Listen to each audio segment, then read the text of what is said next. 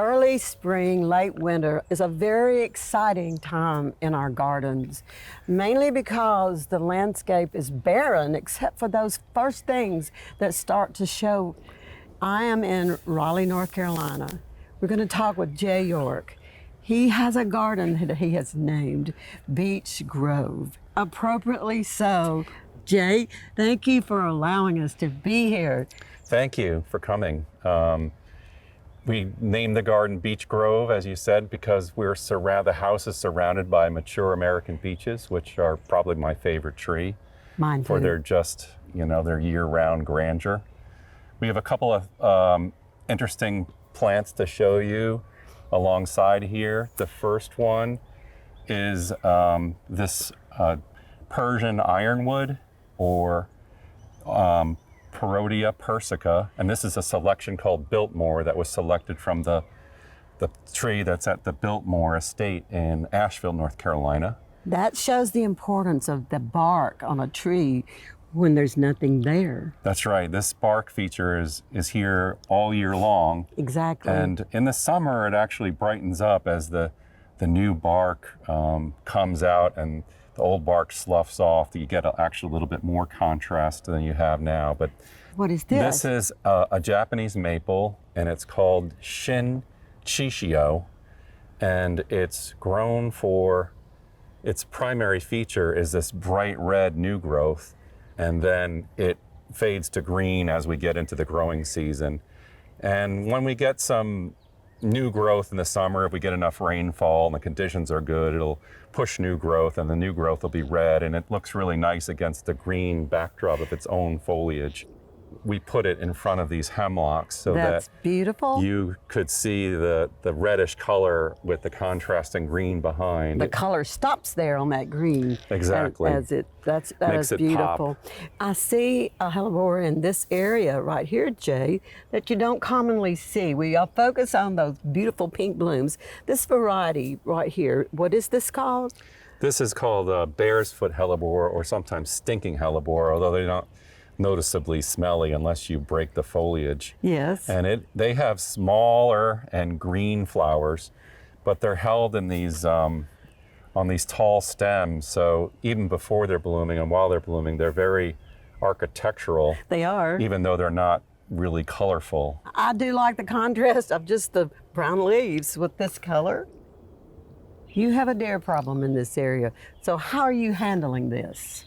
We handle it by planting resistant plants, and then the things that aren't as resistant, we also use a mixture of repellents.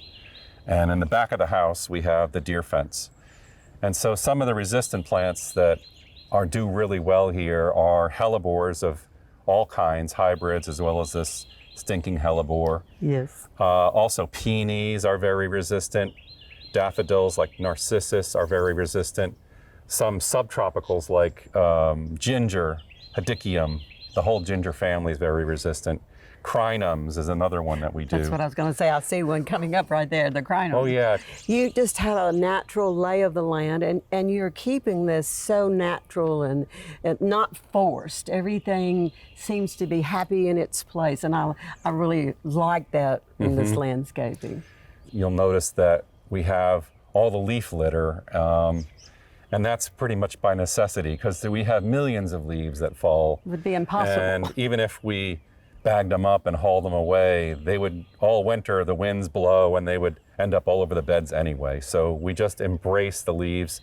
We've been doing that for longer than it's become more of a thing to promote leaving the leaves in place, but we've been doing it since we moved here because there was really no other realistic way to handle it. Can you tell us what this is? That's the Chinese fringe flower, Laura petalum chinense. And a lot of them that are popular have purple leaves with kind of hot pink flowers, but this is a green leafed, white flowered version that's, it's just different. So we like that. Jay, this is a great example of planting in mass, and this is a drift of one of your first planted things in your garden. Right, these are leucojums, or snowflake. Sometimes they're called summer snowflake, But in this area of the country, they bloom in very early spring or late winter. And we planted a group here. This is pretty moist soil here. Leucojums love moist soil.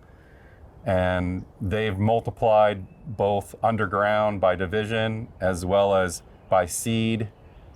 We've actually dug them out of here, thinned them, and given them to other gardeners and spread them around the garden. But these tend to bloom even heavier when they're so thick, or it's just the presentation is very thick because they're so close. But I've seen them bloom as early as January, but it's like just dribs and drabs, and it's enough to get a photo on Facebook. Look what I have blooming. But you know, this is when they peak in March. So this Japanese maple is named Ryusin, and it's a steeply weeping form.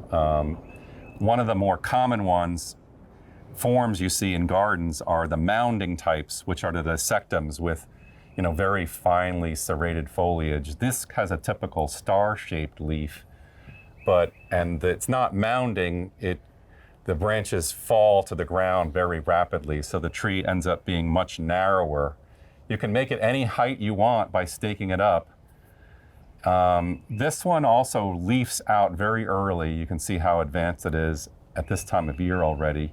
So it's one of the first Japanese maples to come out.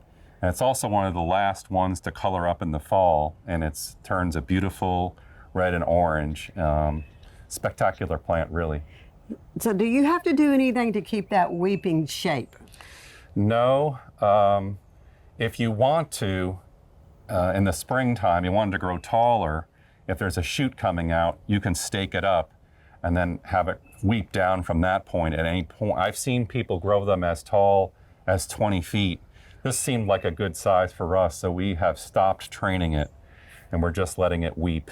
Okay. It does tend to run branches along the ground, and interestingly, they root in. Yes. So then I can give away, layers of this to other people.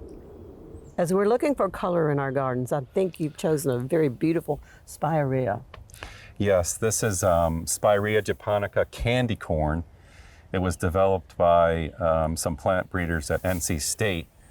And it does have pretty pink flowers, but the main reason we grow it is because of its beautiful color sequence each spring. So in late winter, it leaves out very early.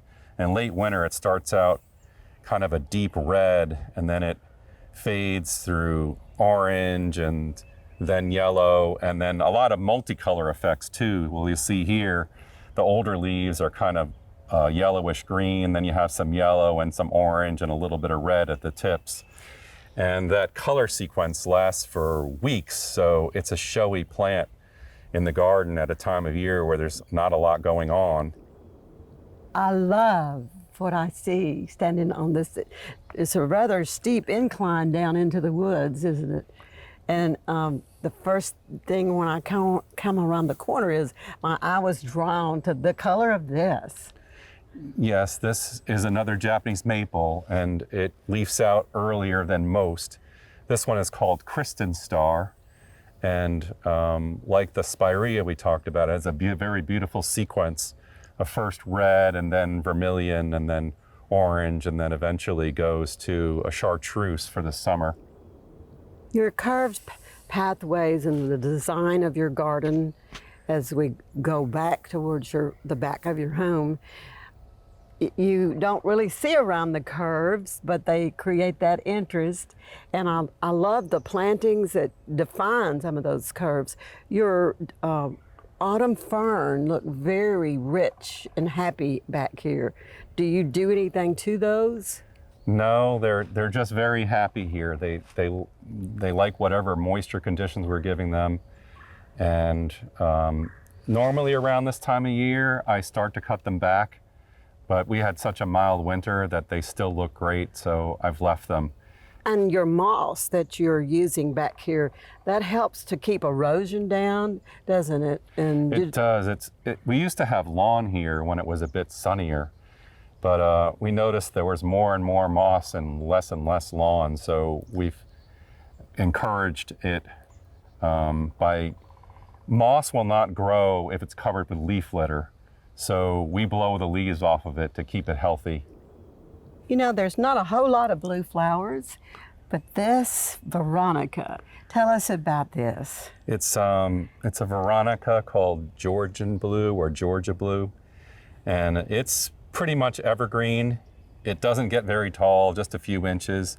It just runs across the ground, and in time it can make pretty big patches, but it blooms early. It's a nice contrast with yellow daffodils.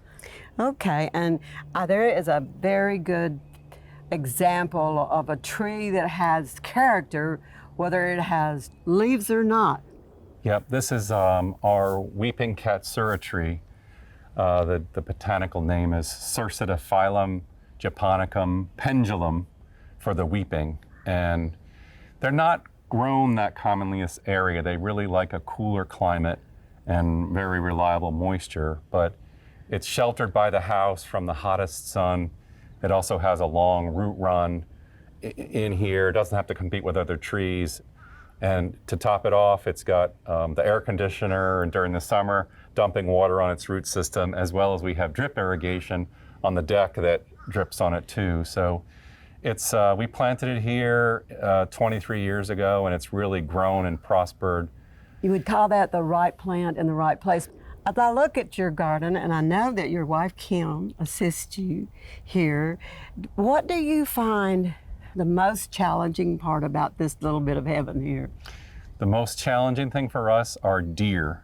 Oh. They, and it's not just the does that eat the foliage, it's the bucks that rub on the trees. Yes. And so deer can be very destructive. I'd say the next most challenging thing is when we have dry weather during the summer. A lot of times the trees help out because they keep things cooler Yes.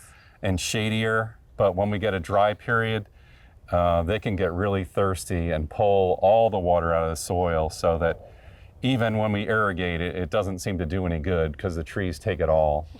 Well, you've certainly blessed us, and you are certainly blessed to have this amount of space and to have the privilege to choose these plants that are specifically for this location. And I cannot tell you how much I've enjoyed learning from you and visually seeing your artistic work that you have put into these gardens. Well, I gotta put in a plug for Kim for the artistic part. Although I do a lot of plant selection, especially woody plants, she does a lot of the placement. And this is not my garden, it's our garden. And she's out here helping me all the time, probably doing as much as me or more. So thank you. It was a pleasure having you guys here, and I hope your viewers enjoy their little tour. I'm very sure they will, and I know they're going to educate themselves from what they've seen that might be a little barren to see what its future holds for what Awesome. for what we've seen. And thank you so very much. You're welcome. If you like gardening, you'll want to subscribe to this channel. We showcase gardeners, plants, and the joy that growing can bring.